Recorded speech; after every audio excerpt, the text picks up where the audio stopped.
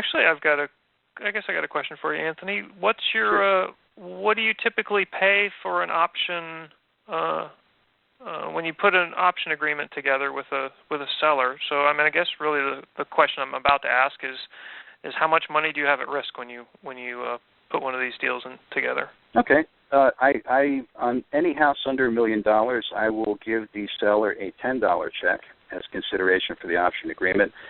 And if it's over $1 million, even though I don't have to, I give them a $100 check because I started out in the luxury home field, and for some reason I just feel funny handing the owner of a $1 million home a $10 check.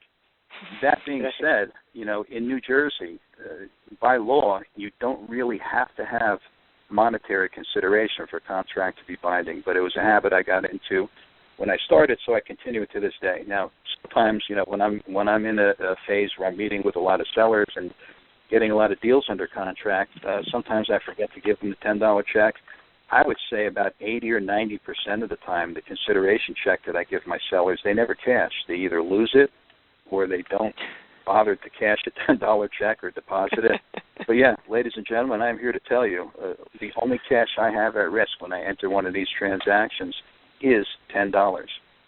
And the only other expense to this whole process are the actual costs for doing the marketing. Now, the materials and the costs for doing the marketing range between $1,500 and $2,000 per event. But what I do is I'll have a sponsor step up, a mortgage company, a moving company. Sometimes if I have an assistant working with me, or if I've got the extra time myself, I'll actually go out and recruit some local sponsors who want access to the leads that come from the event.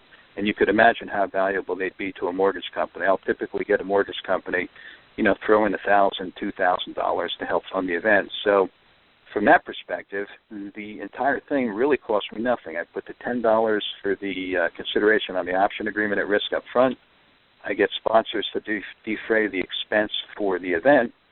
We do the event, we find our buyer, and we go to closing. Once we find our buyer, it goes to closing just like any other real estate transaction. The only unusual part of what we do is how we find our buyer. That's the unusual part. Right. If you like this, be sure to subscribe to our YouTube channel. For more information about our apprenticeship program, visit us at upperhandmarketing.com/apprentice. Have a great day.